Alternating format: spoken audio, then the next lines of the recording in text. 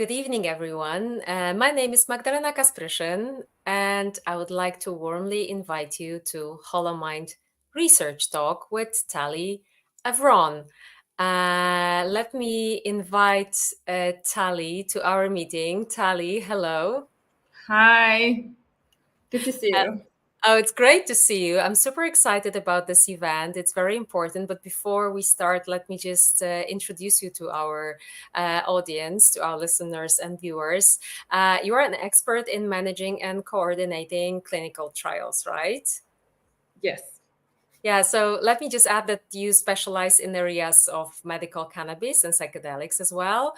And you've been working as the clinical trial manager for MAPS Europe, overseeing, for example, MDMA assisted therapy program across multiple countries. But this is not the end of your experience, of course. Well, today we will not be talking about MDMA, but we will be talking about microdosing. Let me just only put a little bit of a disclaimer here that we do not encourage anyone to use psychedelics or any other illegal substances. And this webinar's aim is educational and it's about harm reduction. Tali, well, I cannot wait for your presentation. I'm very excited, and yeah, I'd like to add that unlike what we saw on LinkedIn and the ad where there was a little mistake under my name, I am not the founder and president of MAPS. I have worked there. Yes, even though we see you as a great specialist, that was a little bit of a mistake in one picture. So yes, I confirm Tali is not yet the president of MAPS. Maybe in the future, but yeah, right now it's not. Yeah, I'm sorry. We are maybe laughing a little bit because we've been friends for quite a while and we have a great atmosphere here. But the truth is that this little mistake is just probably coincidence and left over after this last Rick Dublin's meeting that we had here. So I'm sorry for that from our behalf. Tali, with all the expertise, even not being the founder and the president of MAPS, let's go through our wonderful topic today, microdosing. Yes. And hello, everyone, again. Yeah, so today we will be discussing microdosing psychedelics and we will be exploring the benefits and risks. And before we begin, a disclaimer, I'm not a doctor, I'm not a health professional, and psychedelics may be dangerous for people with pre-existing health conditions. So anyone who might have any psychiatric, neurological, cardiovascular disorder, or anyone using psychiatric drugs should consider avoiding microdosing altogether. Yeah, so please take that into mind. And yeah, exercise at your own risk. So today we will be discussing the different protocols of microdosing and how do people do it. We will talk about the different substances that people microdose with. We will review what science has to say about microdosing. And if time permits, I will also share some loved experiences and testimonials from people who have been microdosing. So, what is microdosing? When we talk about microdosing, we usually refer to the practice of consuming sub-perceptual doses of psychedelic substance in a way, and this is important, that is intended to be below the perceptual threshold. And this is sometimes confused by people. The substances could be either LSD or Psilocybin, which is the active compound in magic mushrooms, in doses that are usually 1/10 or 1/20th of a full dose. We will discuss that in a minute. And the aim is to achieve very subtle changes in mood, in cognition, or creativity without experiencing a full-on psychedelic effect, like hallucinations or altered perception of reality. And this practice has been gaining a lot of popularity lately as a potential method for enhancing cognitive function and emotional well-being, as well as creativity. Now, I'd like to touch base on the differences between microdosing and macrodosing. And as you might have guessed, it all comes down to the actual dose that is being consumed. So again, in microdosing, we are talking about more subtle changes without experiencing a full-blown trip, while microdosing is usually about having a more profound psychedelic experience, which could be life-changing, but it also presents a few challenges. And these challenges might be the risks that are associated with full doses psychedelics might be reasons for people to actually go to try microdosing. And basically, due to the full dose psychedelic experience, there might be some psychological and physiological risks that are associated with it. Some studies suggest that there might be some cardiovascular risk, and when people talk about their profound psychedelic experiences, there is a relatively big percentage of people, which unfortunately this is not being discussed enough in the community, but they actually report of such a difficult psychological experience that is often rated as one of the top 5 most challenging experiences in one's life. This is based on a study which found that about 39% of the respondents said that it was that severe. And another element to keep in mind is also the duration of a psychedelic experience, so which could last up to 12 hours with some substances, and some people even report 18 hours long tripping, which might be challenging for many people.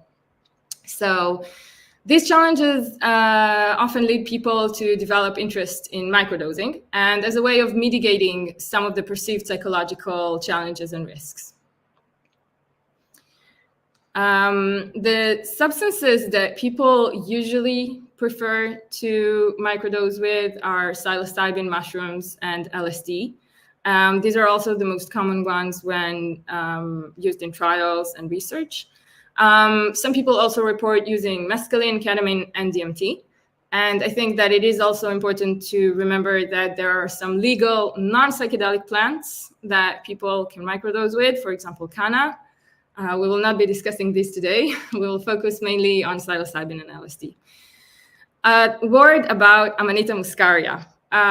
It is a very known mushroom, but it can also be very, very toxic. And unlike psychedelic mushrooms or LSD, which are usually non-toxic and have a relatively good safety profile, that mushroom can be very, very dangerous when it is consumed in large quantities. I personally have some experience with this mushroom.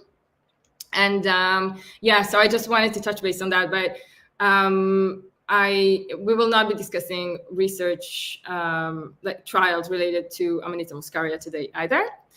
And again, it is very important to note that the safety and the legality and the potential effects of microdosing with this substance can vary widely. And the research into the efficacy and the risks of these substances is still in early stages.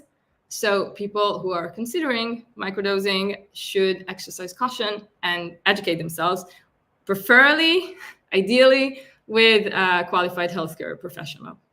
Yeah, and actually, I just wanted to pop in for a moment because Amanita is this contradictory, information here in microdosing. Because on one hand, we all know the mushroom for being toxic, and this is actually the image that is used culturally. We can say to show that this is a toxic mushroom. On the other hand, people macrodose. So as you say, this is the mushroom that could be quite dangerous. So where does this contradictory image comes from? Do you see the way it's?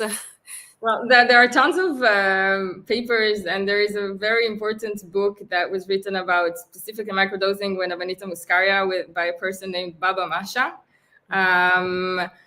About the usage and the cultural implications and how to forage it and like everything basically one needs to know. Again, I wanted to stay away from it in this presentation because the reason why it should be used, why people choose to use that in micro quantities is because of its safety profile.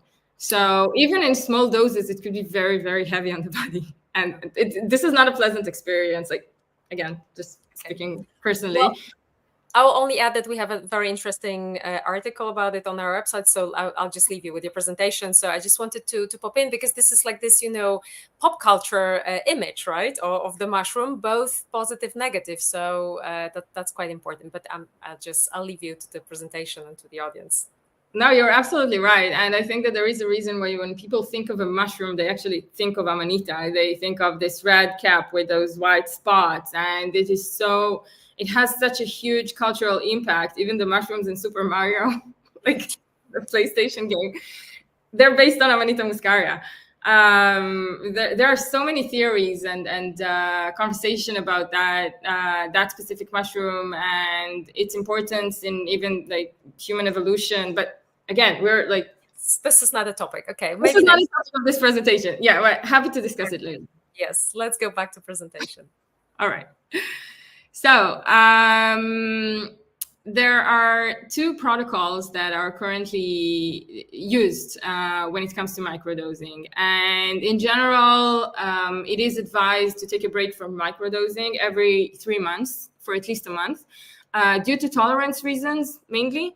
And also because we just don't know what the risk is of consecutive use of psychedelics. The first protocol that I wanted to mention is named after James Fadiman, the Fadiman protocol. James Fadiman is a psychologist and author, a very well-known researcher as well. He's well-known for his work on psychedelic substances, and particularly his advocacy and exploration of the potential therapeutic effects. And he suggests using mushrooms or LSD. And he also does not suggest a fixed dose. He votes for personal experimentation. And the idea is to take a dose on the first day and then avoid the dose for 2 days afterwards and then dose again on the fourth day. He suggests to follow that for 30 days, take a break, and then go back if needed. And the second protocol is known as the Stamets stack and named after Paul Stamets, who is a renowned mycologist and an advocate for fungi and their role in the ecosystem health as well as human well-being. He's very well known for his pioneering research on mushrooms, including medicinal properties and potential environmental benefits. And his protocol suggests combining psilocybin mushrooms with lion's mane mushroom and niacin, also known as vitamin B3. So basically, the idea is to take the psychedelic mushroom and the psilocybin in it in order to enhance their cognitive function and creativity, while the lion mane mushroom is believed to support nerve growth and brain health. There is some data to suggest that lion's mane is actually beneficial for people with brain trauma or some disorders, and the theory is that if it helps with sick people, then it will definitely support the healthy population with delaying the onset of cognitive disorders.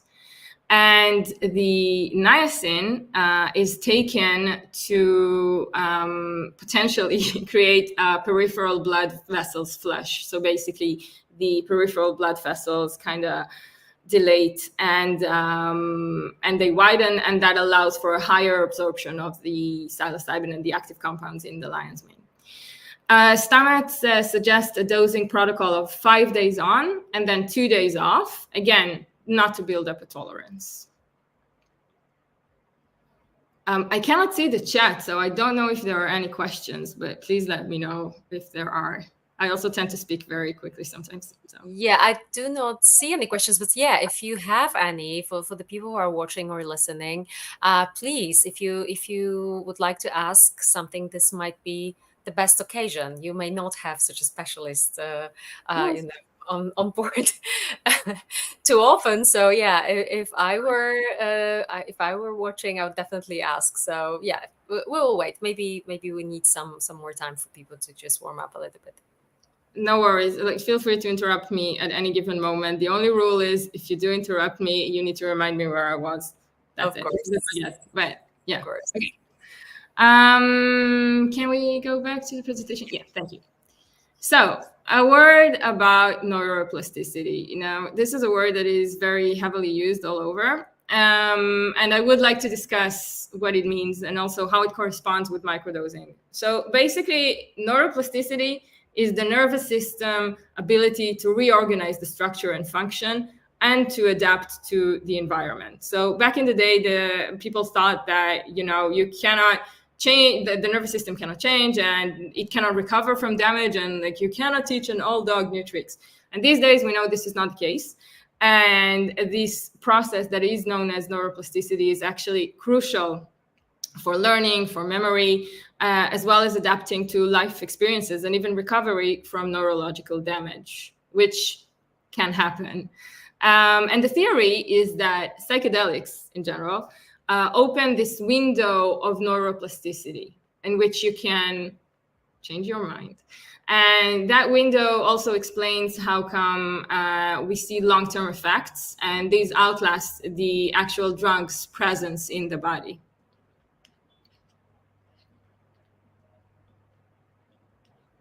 All right.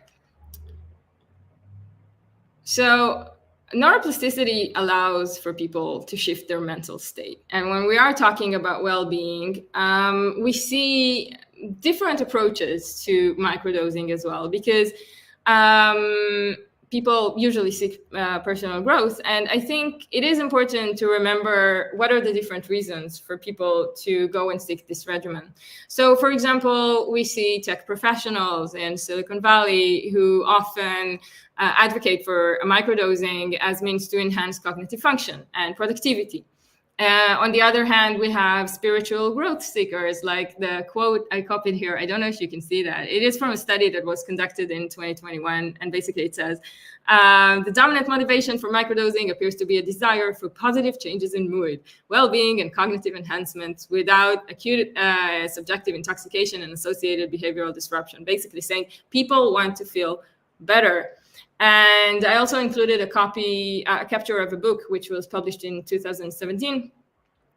This is the story of a writer's struggle. I copied this from Amazon, with mood storms and how that led her to try a remedy as drastic as it is forbidden, microdoses of LSD. So basically, this is a story of a person. She tells how microdosing has helped her reconnecting with her husband, with her children, and taking care of her family. And why is that even important? And the reason why I included it here is because it looks like the intention and the expectations people have are detrimental for the journey. And yeah, let's keep that in mind and dive into what research has to say about microdosing. So the first capture that I included here is the latest commercial microdosing study. And these initial results were published in February 2024, even though they did publish the follow-up results last month. And it involved participants self-administering microdoses of a form of LSD known as like MB11 something. I don't know the proprietary name. And basically, the company named MindBio showed that the treatment was well tolerated and no severe or serious adverse events were reported, which is very important to know. And the way what they did is they took 20 patients with major depressive disorder. They gave them that drug for 8 weeks, and then they checked basically how they were feeling. And the way to measure depressive symptoms is by a scale known as MADRS, or MADRS for short. And it did show that the patients have experienced a 60% reduction in depressive symptoms, which is pretty impressive. And 53% had a complete remission from depression. This is really good. If you've ever had experienced any symptoms of depression, you might know that it's not easy to live like that. And the fact that they had about 50% of the people just showing a complete remission is incredible. I couldn't find what the initial dosing that the patients took was, but I didn't have any access to the protocol, I assume because it is a commercial study. But they were given the option to dose up or down in 2 micrograms in increments. And later on, the company also released results from another study about sleep quality. And they also had really interesting results about how microdosing helped with that. But again, I wanted to keep this presentation focused on mental health and well-being. If I could just again, pop in for a while. I am this kind of a person who was like tiny little dwarf, here just telling my story. But the thing is that I wanted to ask about this promising results, but I know that not all of them are long lasting. So some of them just stay with the person, some of them stay for a month, a year. But also, I think that David Nutt in the book, the book Psychedelics, writes about this. I think it's psilocybin, that it's actually sometimes just temporary. So, do you have any data about that? How long this result might last? So, as always, when you talk about research, it all boils down to who put this out. Who wrote this study? What was the protocol design? And what incentive did they have to follow up? The ideal would be to follow up on people for months and even years after to see the prolonged effect. In reality, this is just not sustainable. You need the people's consent. You need means of like finance and human resources in order to conduct that. You need there are tons of regulatory considerations that fall into that. So there is some golden path where you kind of put a line and say, okay, this shows that it is this medication is efficient, and I've tested it for 6 months, 1 month, a year after, and it looks like it still has an impact and it is long lasting, and that's it. I know that in general, and this is not specific for microdosing, this is like whenever people prepare for a psychedelic experience, I think everyone could agree that the work starts after the dosing. It is what you do with it afterwards. So you have this window of opportunity, and you can neglect that. You can decide to change certain things. You can try and work on it, and you can just, sit there and look at what is happening. There are so many different approaches. I have my own personal agenda, but I don't know if this is the place, maybe later. But we do know, I can't talk about the science. I know that for this study specifically, they followed participants for just 1 month afterwards. So. Okay. Some people might say, look, I've had depressive symptoms for my entire life, and now I get this remission of 9 weeks, 10 weeks. It's still great. Mm-hmm. Great, and some people might say, well, it's nothing, compared to. So it really, as always, it's in the eyes of the beholder. Yeah. Okay. So I'm vanishing again. Back to the presentation. Thanks. All right. So another study was in this study, the researchers wanted to see, they basically wanted to test different doses against placebo of LSD, and they wanted to see what would be the lowest dose in which you can actually see an effect. And they tested 5, 10, and 20 micrograms of LSD, which are like anything in between 1/10 to 1/20 of a full dose. And they tested it against placebo, and they checked measures of cognition, mood, and subjective experience up until 6 hours after the administration. So basically a very, very short trial. And basically their main objective was just to determine the minimal dose of LSD that is needed to affect mood and cognition. And they used a few different scales for that. And the results did show that the majority of the observations have actually shown an increased positive mood and friendliness, and decreased attentional lapses. There were some negative effects manifested as an increase in confusion and anxiety. But overall, their final conclusion was that as little as 5 micrograms of LSD can change the subjective performance effects. And the most notable apparent effects were only visible after 20 micrograms. There was another study that was conducted in about the same template about 16 years before that, and they did the same thing with psilocybin. And basically they said there is no cause for concern that psilocybin is hazardous with respect to somatic health, which is somewhat of good news, because basically they're both saying it is generally safe to consume these substances in small quantities. All right. Another study that was, in this study, the researchers wanted to see the effect that microdosing had on creativity. And here they examined the effect of psychedelic truffles, which is these are not whole dried mushrooms or synthetic psilocybin. This is actually the part of the mushroom that grows underneath the earth. And these are legal in the Netherlands, and this is where this study took place. They took it during a retreat, and the dose ranged from 0.22 grams to 0.44 grams based on body weight, but still considered relatively minor, so still under microdosing. And they checked the creativity and the problem-solving abilities of the participants. And they checked them once before taking a macrodose, and then once while the effects were still noticeable, so around 90 minutes after the dosing. And the researchers have found that the thinking performance was improved after a non-blinded microdose. Now, this is important to note because basically everyone on this retreat knew what they were taking.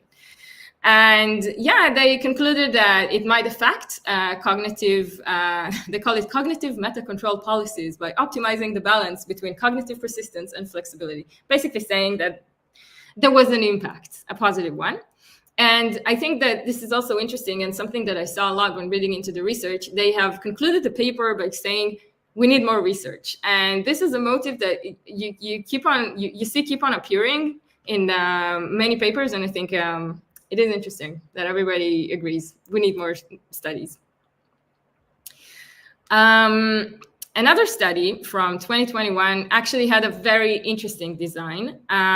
They called for experienced users in microdosing, and they let people choose the substance that they wanted to microdose with. It could be either LSD or psilocybin, and they ingested it under double-blind conditions in their home environment. Now, in this study, I thought it was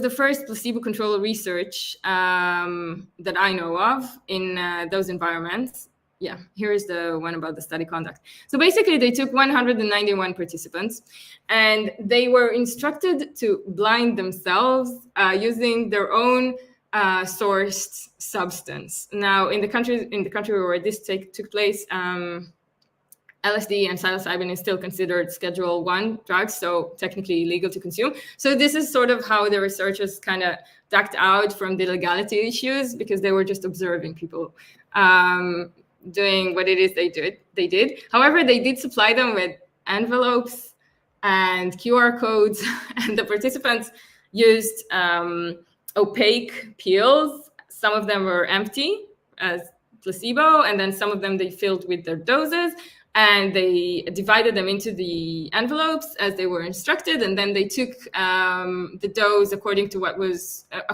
they were told by the QR code. So I thought it was a very creative way to kind of insert the blind here and make sure that the results are a little bit more valid, and also test them against placebo. So they were doing that for 4 weeks. And then the participants were asked to guess which type of capsule they had taken at each day. And then they were unblinded. And then the researchers basically told them what they took. And what do you think were the results in this one? And I'm going to ask you to hold that thought. I'll show it to you. So it's a very complicated slide. I basically captured it from the study protocol. if you understand what's going here, that's great. I'm not gonna stop too much on that, but basically this is how they made sure that the study was blinded, and they actually were able to divide the participants into a placebo group and an active group. And these are the results. I don't know if you can see that, but it looks like there were changes and improvements in psychological measures like well-being and life satisfaction. But when the researchers have compared these results and these outcomes between the placebo and the active group, and they made this, they basically said there was no significant difference that was found in between the groups, basically saying there were no lasting improvements, neither in mood or cognition, and it looks like any benefit from the drug could have been due to expectancy or the placebo effect. And this is a quote that I also took from the report with some participants' testimonials, which I think are amazing. They say, I counted the number of the blotters I had in the leftovers. You must be right, which is incredible. Some days during the test were really, really focused and colors were more vivid. The sensation was really new to me. Another participant said, I have just checked the remaining envelopes and it appears that I was indeed taking placebo throughout the trial. I'm quite astonished. It seems I was able to generate a powerful altered consciousness experience based only on the expectation around the possibility of a microdose. And another participant said an empty pill with, how did they put it? With strong belief and intentions that makes everything, that makes absolutely everything. You put spirituality into an empty pill. Wow. And I think this is amazing. These are actual quotes from the participants themselves in the study. And I think that, yeah, we definitely need to say a word about the placebo effect, which I think everybody already heard that term before. Not only does it seem that the placebo effect seem to be so prominent in these studies, but we also need to discuss the control bias, which is what type of population sign up for microdosing studies to begin with, or choose to volunteer or microdose themselves. So basically, these are people who are already very psychedelic informed. At least they have an expectancy of what is going to happen. And this is known as an expectancy bias, which is super strong in these studies. And this effect could definitely alter the results. Typically, when we speak of placebos, we talk about interventions that have no direct activity, but they sort of serve to control the positive expectations. But in here, since the placebo effect can affect so many outcomes, such as subjective experience, which is what most researchers are looking into, so these symptoms and the behavior or even physiological responses are very strong.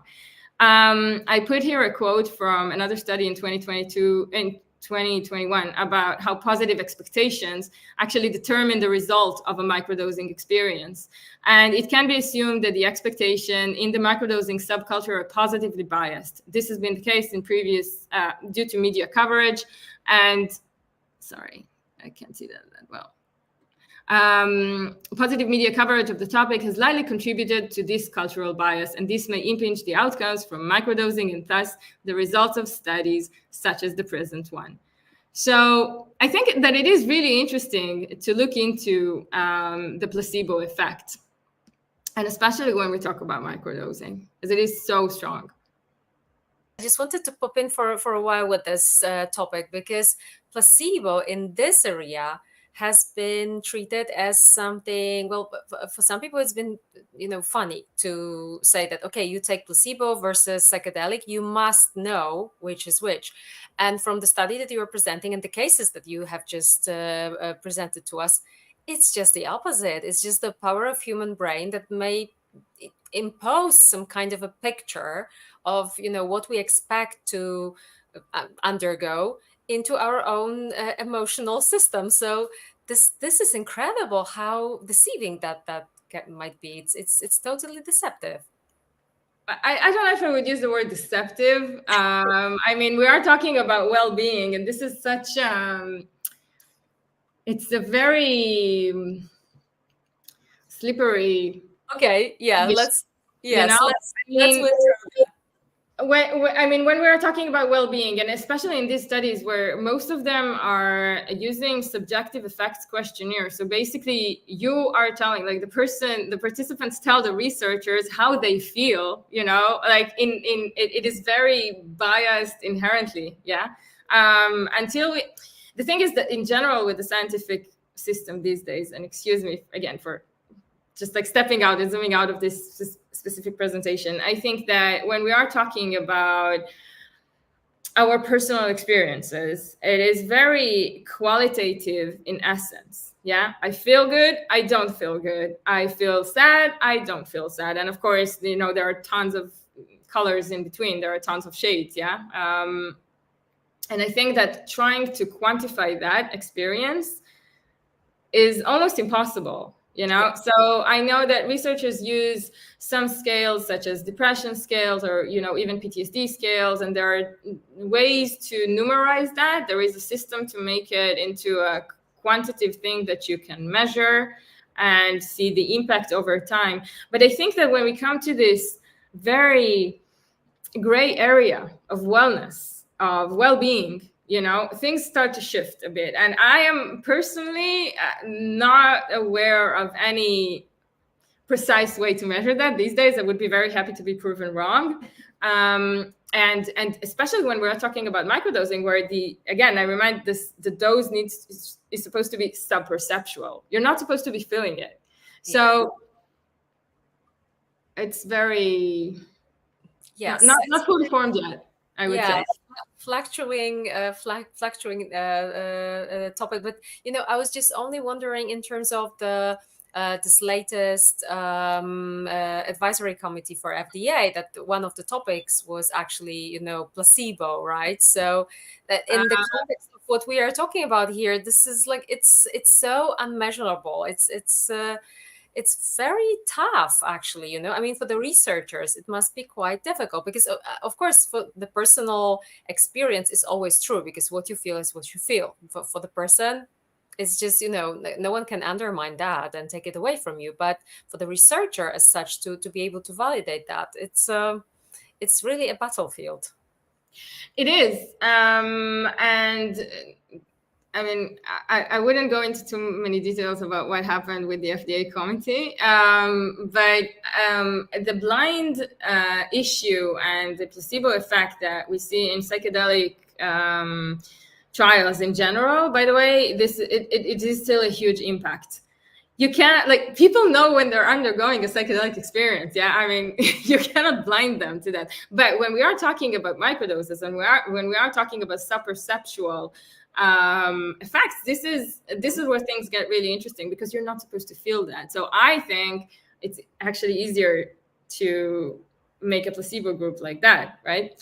I see that there are some comments. I cannot see the comments, but I know that there are some. Yes, I can, but maybe let's finish with your presentation as such, with the main body, and we'll go, because they are very various. So it's. I think that we could just go through them. I will be happy to read them to you I think that you should have them in the comment section or chat section. But if not, I will be happy to just read them out, because yes, we have some very interesting questions. Oh, there is. I think that questions, giver answers. Yes, so we've got one question on the board. So can you elaborate on cardiac risk of microdosing? So I don't know whether you want. Yes, we have a slide on that later. Yeah. Later, yes. So let's just wait for that. So yeah, let's go through the presentation again. I'm sorry, because it's too exciting, to listen to you, and I hope that everyone else listening to you feels the same way, at least the way that I feel, because this is so important information. So let's go further. One of my favorite topics. Yeah. All right. Another study that I wanted to show you about, the systemic study of microdosing psychedelics. It was published in 2019.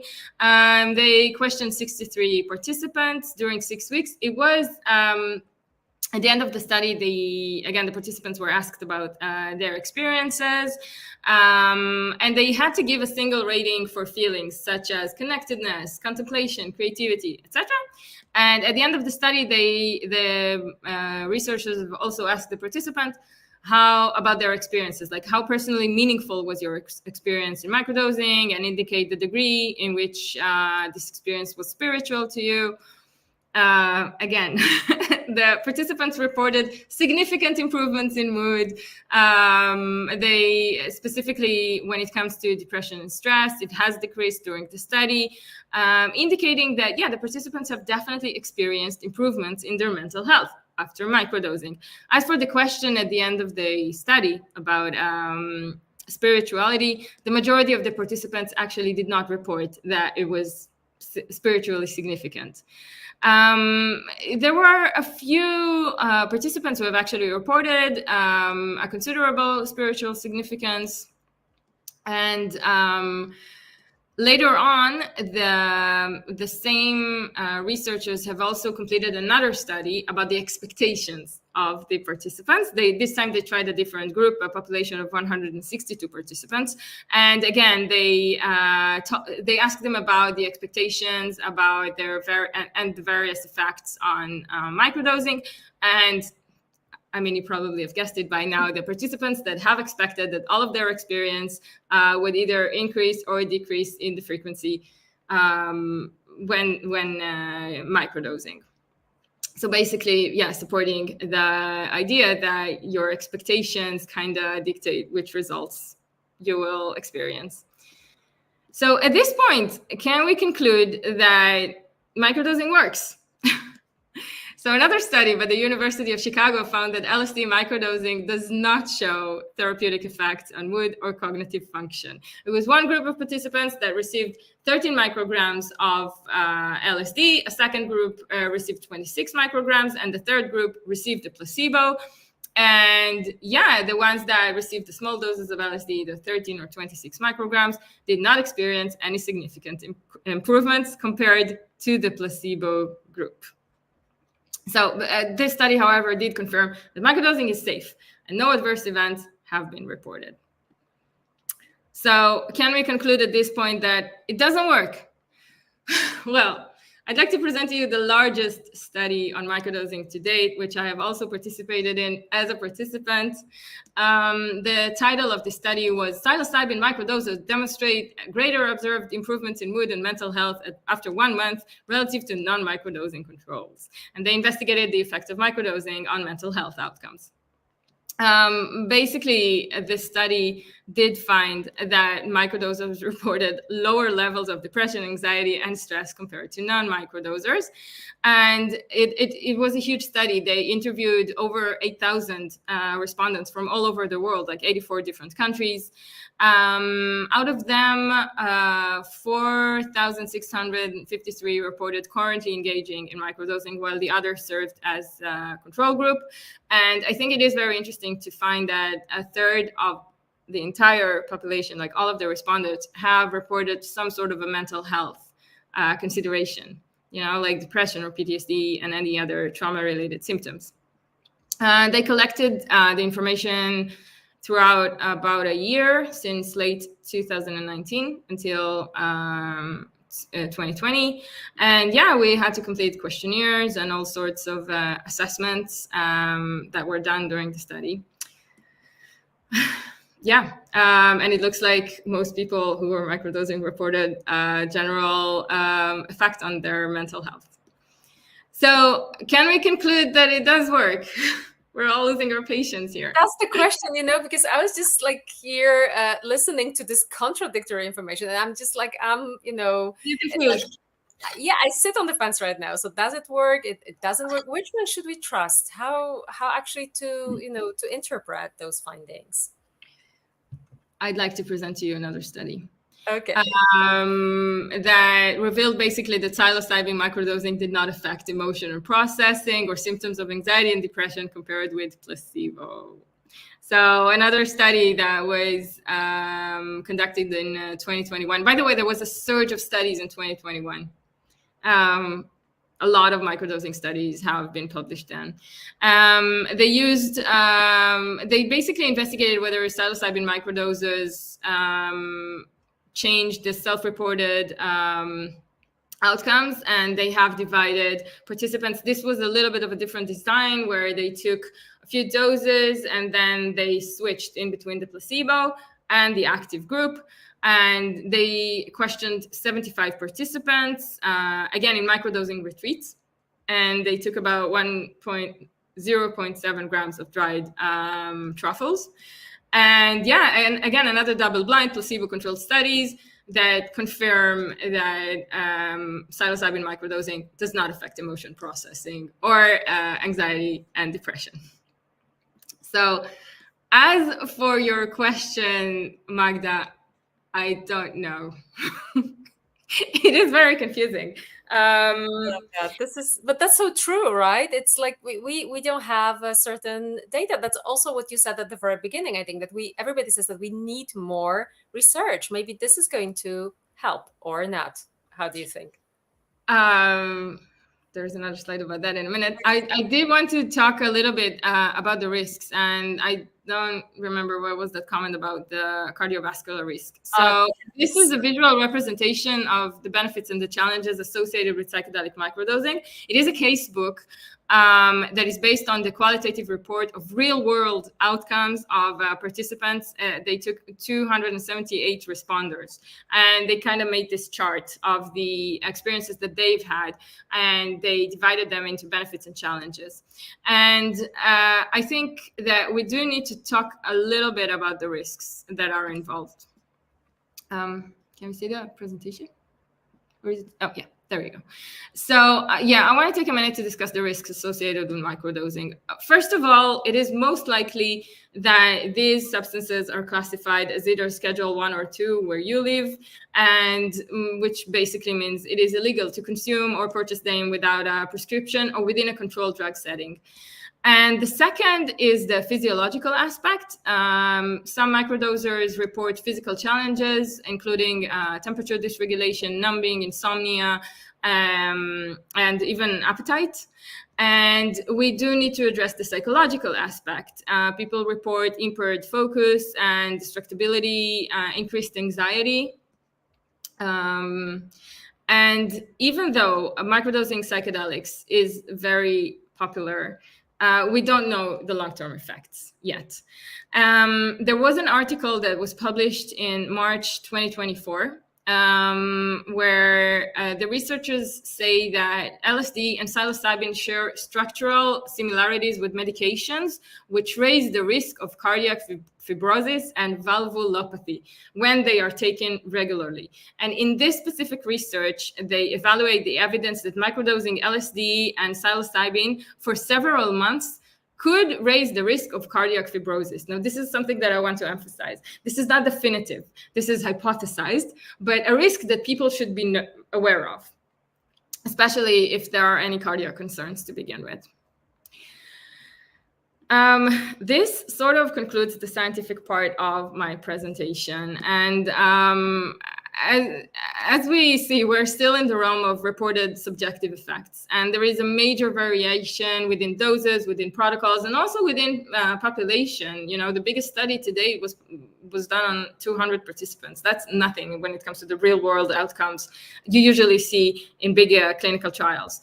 And as you can see for yourself, the scientific evidence is rather split. There is no definitive answer as of now, and there are definitely more questions than answers at this point. And other elements to keep in mind that I think should also be discussed are the mindset and the expectations that people have when they approach the experience, which, as we see, has a huge impact on the final outcome. I would like to complete this part of the presentation with an article that was, again, published in 2019. And the authors there suggest a few key points for future research. And what they say is that most anecdotal reports focus on the positive experience with microdosing. Future research should also focus on potential risks and of consecutive doses as well.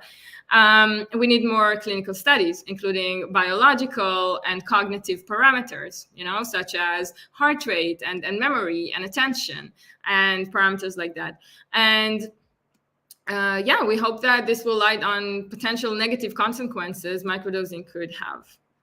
So yeah, I think, I don't know, we have 10 more minutes, and are there any questions about the research? I Or would actually, if you don't mind, because I don't know how you feel about that. You might, be tired a little bit after so much information here, but it's just so exciting that I don't even feel the time flying.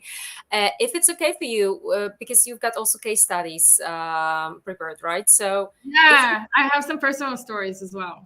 yeah, so personal stories, and this is very important, I think, to share that. So if you don't mind, if we could just go through those stories and then concentrate on maybe some of the questions, because probably we will not answer all of them. But is it okay for you so that we could just do it like that? Isn't that too much? Yeah, no, absolutely. I have 4 stories, 3 people that I know that I've interviewed for this presentation who tell about their experience, and I have my own, which is what I know best to talk about. So shall we skip right to that one? Let's do that. Yeah, Okay. or just like you could just go for all 3 of Sure. them, because it's Okay, valuable. cool. Yeah. um, I'll skip. I'll do this real quick. So, a friend of mine from the UK has been using tincture together with dried mushrooms. She did that for 2 days, and she felt so bad. She had extreme nausea. She had a very strong and overwhelming experience. She said it definitely wasn't a microdose. That was her initial response. Yeah, she was definitely not able to work or to do anything. But fortunately for her, she's very psychedelic informed. So she just used this experience. She didn't go to work that day. She just sat at home, meditated, and she felt like that, she said, for about 3 hours. She then reported she has done the same dose the morning after. It was similar to this experience, but a bit less intense. But I think that this time she kind of knew what to prepare for. She said she was doing things around the house. She cooked, even though she did not have any appetite and the nausea was very present. She said that she decided not to repeat this experience because of the nausea and the bodily impact. And yeah, she said that this was the first time she had used synthetic psilocybin together with natural, and she does wonder if that had any effect on the experience, and maybe a negative experience because of that. And I also asked whether or not there was any lesson learned there, and she said that she would be interested in following a protocol with only natural mushroom to see if that makes a difference. Another friend of mine from Italy had experience with psilocybin mushrooms that were obtained legally from the Netherlands. The dose were about 0.1 gram per day every 4th day. And he did that for a whole month, and then he took a break of a month, and then another month. He said that the best day for him was the 2nd day. He felt calm, connected. Meditation was great as well. When asked if he would do it again, he said that it was a very interesting experience. He would do that again, but it caused him some issues with work, but not as serious as it was. Like, he could go to work, but he felt that it definitely had an impact on that. He said that he would be interested to do that once a year and give himself the chance to discover himself in that way. And when asked about any takeaway message, he said that if you enjoy the benefit of yoga and meditation, you would probably benefit from that. And he did mention that the fact that it can be a bit more, that one person could feel a bit more open-hearted, and if people spend time in a harsh environment, it might be very hard. It might be very hard for them. Things like stress at work, etc. So in these areas, in these surroundings, it might be better to be sober. Another friend of mine used psilocybin mushroom tincture that was made by a psychedelic facilitator.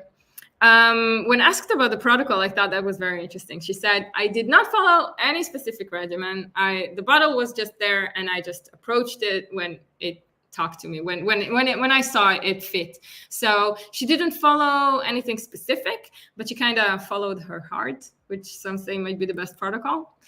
Her view is that these plants are harmless. She trusts them completely, and she works within the space. So the measures were just not as important. And that's why the frequency was interchangeable. Sometimes she took it 2 days in a row, sometimes not. And there was no specific pattern. The idea for her, the reason why she wanted to experiment with that to begin with, was to break the cycle she was at that point in life.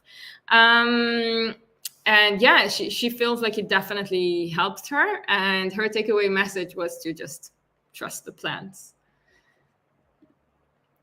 And yeah, last I have my own personal microdosing experience. How much time do we have? Because this is definitely something that I can talk about for hours.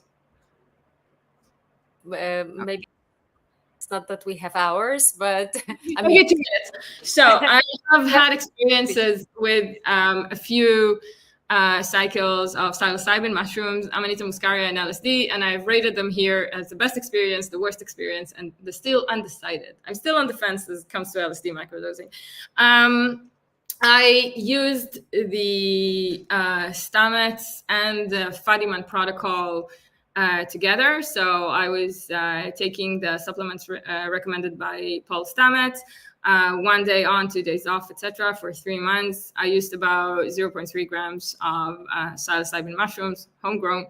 And it was, I know that I have to be very careful with how I describe it, but it was very, very, very beneficial for me. I would like to note that during my first microdosing cycle, I was super focused on my well-being. I was working out. I was eating the healthiest food. I was cutting connections with people that I felt were toxic in my life. I was very high functioning also in meetings at work. It was a really good, very beneficial experience for me. I stopped after 3 months as recommended. And then later on, I tried picking it up every now and then, but I never managed to actually complete 3 consecutive months. I always felt like, like my skin is getting thin, metaphorically. Like I absorb everything emotionally from the surrounding. And yeah, that could be a very harsh experience. I have experience with Amanita muscaria, with microdosing Amanita. I took between 0.2 to 1 grams. I have increased the doses slowly, and it was, my body just couldn't handle it. I basically, the first 2 days after the first dose, I was just lying in bed for 2 days, just feeling super sick, heavy, tired. Not depressed, but something definitely happened to my mood. I continued doing that for a few weeks, and then I realized it's not working for me. So yeah, I stopped.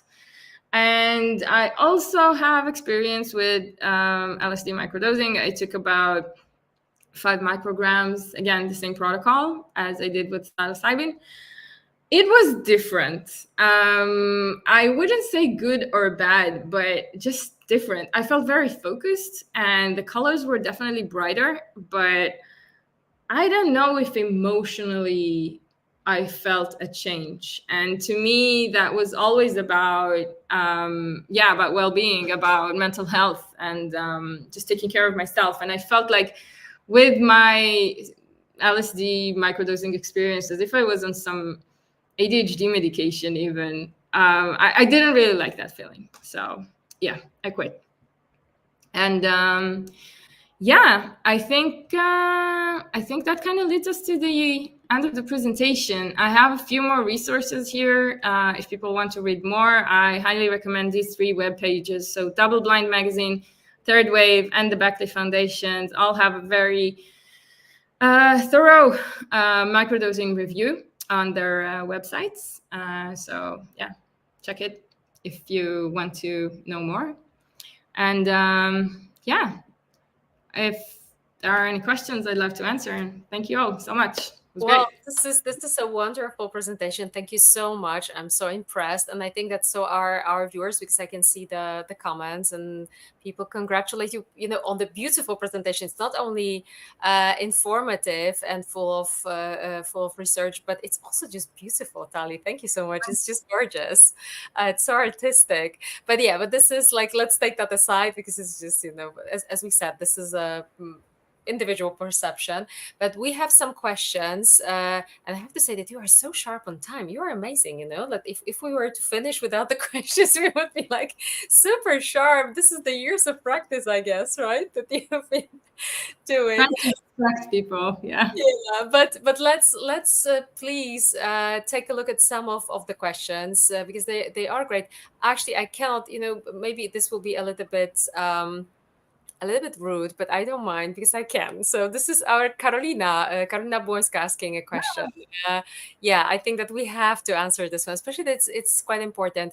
What are the most frequently used microdosing protocols in research? Yeah, we've got Statmets or Fadiman. What do you?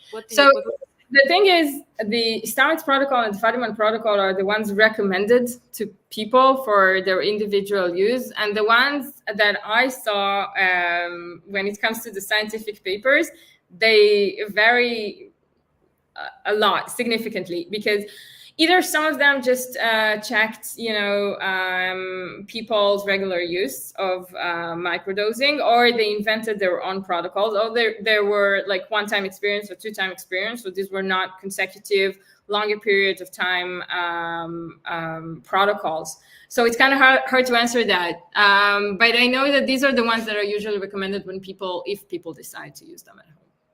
Okay, great. Thank you so much. And there is also a question about psychotic symptoms of microdosing. I'll just show this question. Yeah, do we know much about that? That's a great question. I know that when it comes to research, they have excluded people with severe psychotic backgrounds. And I know that in general, I'm not a health professional, I'm not a therapist, I'm not a doctor, but I know that in general, it is very recommended that people with any sort of I'm not sure. Are you talking specifically about psychosis, or like in general mental health issues? Well, because there is a psychosis, there is a disease, there is a condition that is psychosis that is limited in time, and like there are general other. Think that Let's take it as a general rule of thumb. Yes. If you are prone to psychotic outbreaks, or in general have any form of mental illness that manifests itself as outbreaks, that it is very heavily advised you stay away from mind alternations. And so when it comes to the microdosing studies, they haven't seen them. Actually, most of them actually report a very well tolerated safety profile. But they did exclude people with any sort of mental illness background. And again, people in general should be very cautious when they try that. Yeah, like with most of things like that. But thank you for that. There is a very interesting question, or maybe rather a statement, that we would like to comment you on. Rebecca says, beautiful presentation. So as I said, I had difficulty finding studies that support positive results of microdosing psilocybin, often stating more anecdotal evidence. And do you know why this may be? As I know from, I don't know where this goes, but do you know why it's like this, or do you agree with this statement? Oh yeah, and then she says, how you just got evidence. Oh, okay. There is the second part. I'm sorry. Yeah. There is no question. Okay. Sorry. I think that it is important to remember that in most cases, if we divide it into like two major groups, we have the placebo-controlled trials, and then we have the open label, what we refer to as open label, when basically people know what they're taking. The vast majority of the ones where people knew what they were taking, they report positive outcomes, while the placebo-controlled say, nah, nothing. There is no significant difference. But here, I would just like to comment from a personal perspective. We need more studies on that. And also, I mean, I think that in general, the scientific method these days don't really know how to handle elements such as mental health, such as well-being, such as creativity. Again, it's this qualitative versus quantitative method that I personally think needs to change when we talk about psychedelic and in general about mind alternations, but that's just my opinion. Well, yeah, but we are sharing also opinions here and not only facts, right? So that's also important. That's Right? also Yeah. And I have one more question from Ortal, and it goes, it is known that the substances are not addiction, but what about addiction to the feeling that these substances provide? Is there any research on that? Very good question, I guess. That's an amazing question. Not that I have seen. Do you want to start one? Let's do it. Yeah. Let's invite people over to that. Yeah, but that's quite important to be able to check the, it's there are so many different levels of addictiveness of different substances or states of mind, right? Even attachment to other people. I think that, of course, it's quite complicated, but we don't know anything about that in terms of psychedelics.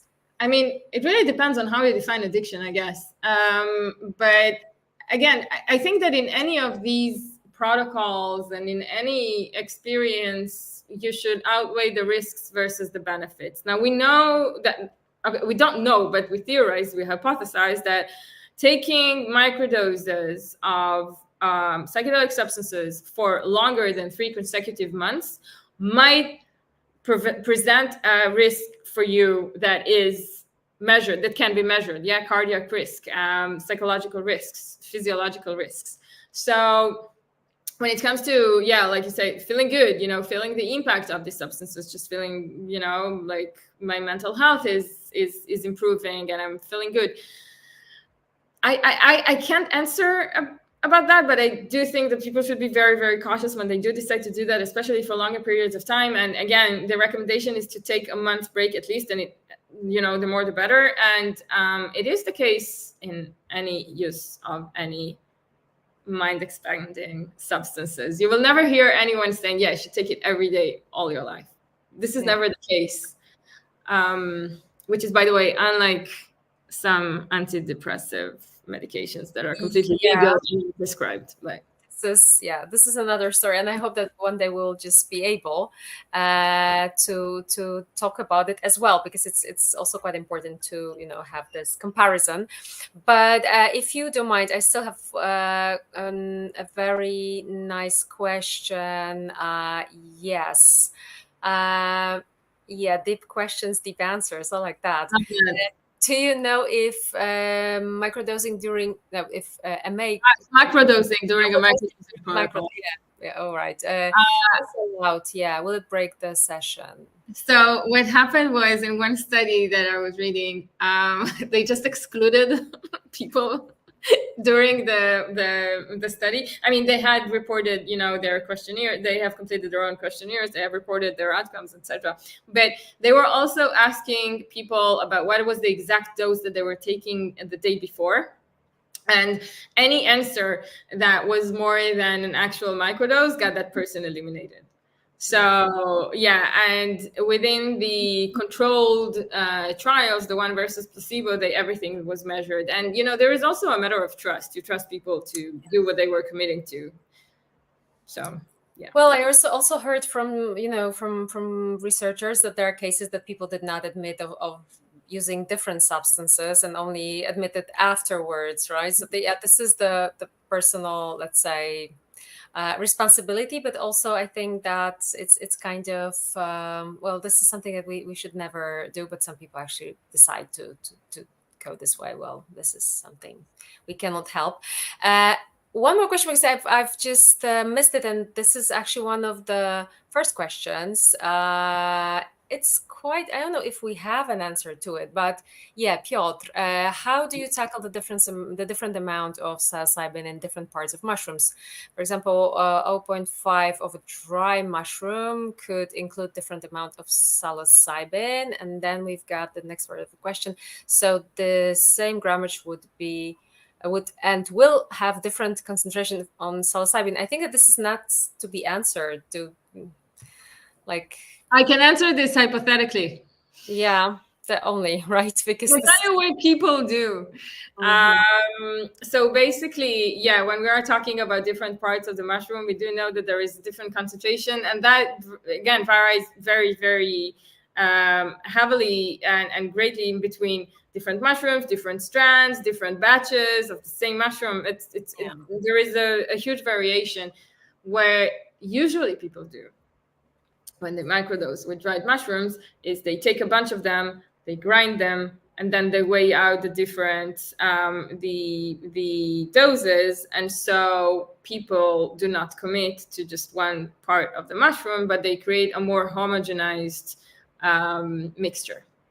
But I agree, yeah, it's not a fixed dose. You can't really tell unless you're taking synthetically lab manufactured psilocybin. Then It it's don't measurement, right? But this is a different. This is the rather the research type of dosage. And there is a request rather than a question from Rebecca. I would love the reference. You Oh just. yeah, absolutely. Yeah. Can we So do you can the just. presentation again? Yeah, but I think that maybe we could just actually add them at the very end, like when we finish Yeah. our meeting today. Maybe Oh, we great. could just add it somewhere, in the comments, or just provide them for the people so that they could just use them. Because I also I agree with Rebecca, and thank you for actually pointing that out, because it's very important to be able to read a little bit more. And there is also one more or less the same direction, but a little bit different. Can we find out more information about the most recent clinical research in this area? So, Yeah, go to clinicaltrials.gov and use your friends who have access to Google Scholar.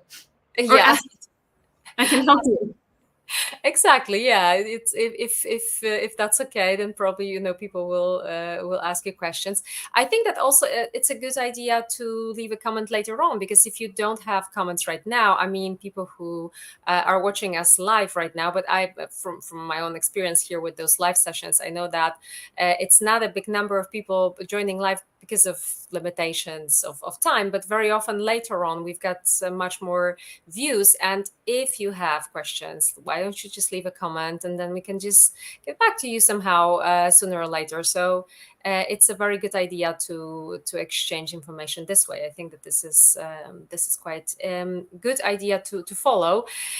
Tali, I think that we have covered most of the questions, if not all of them. So I think that it's quite a lot. I've got one more question that I left for the very end. Because we've covered so many different topics here, and I'm so grateful to you for this very important information in this presentation. Oh, we've got Carolina saying that, yeah, the very important, beautiful presentation. I agree. So yeah, this is gorgeous. And what I wanted to ask you about is whether this is ethical. I mean, microdosing as a process and ethics. How would you comment on that for just closing our session today? I think when we're talking about ethics in general, my personal opinions, which might not represent other people, are that we should not interfere with people put in their body and what they choose to experiment with. But I think that in terms of specifically in regards to microdosing, I think what is not ethical is people just recommending people should do that, and the ones that have a very specific agenda. I think what is not ethical is not giving people the full picture of how to do it, what to do it, and what are the risks and what are the challenges and the things that they should avoid, and just give people in general information is the most ethical thing to do. And thus, people will make their own informed decisions. That's ethically viable in my book. But yeah, I think the ethical thing is for people to educate themselves and also educate others. when it comes, by the way, in general, to things.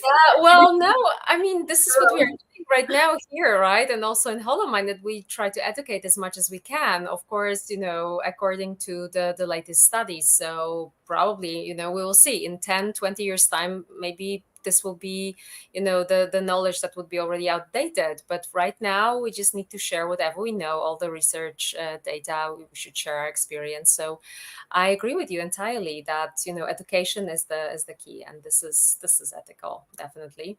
Well, what can I say? Thank you so much for today. That was such a wonderful experience for me, and I hope that also for everyone else watching us, because this is the first time. But I hope that not the last time. I think, Tali, that we have just started some kind of a research talk series. Please say yes. I'm game. I'm game. Come in. No, it was great. It was so lovely talking to you, and thank you everyone attending and asking questions. I mean, it's one of my favorite topics. So happy to talk about it whenever. This is a very good topic to talk, but also so important because of just being omitted and neglected. I think that we should touch upon topics like that more often, because it's not something that we should just forget about. And here is the place to speak about everything, actually. So let's do that. Tali, thank you so much from the bottom of my heart. Thank you, everyone watching us live, or maybe later during your watch on YouTube or other social media. Let me just remind you that my guest was Tali Evron, and this was HoloMind Research Talk live with Tali and myself. My name is Magdalena Kaspryshin. Thank you so much for your attention, and see you and hear you the next time in the live meeting. Thank you so much. Thank you. Bye. Bye.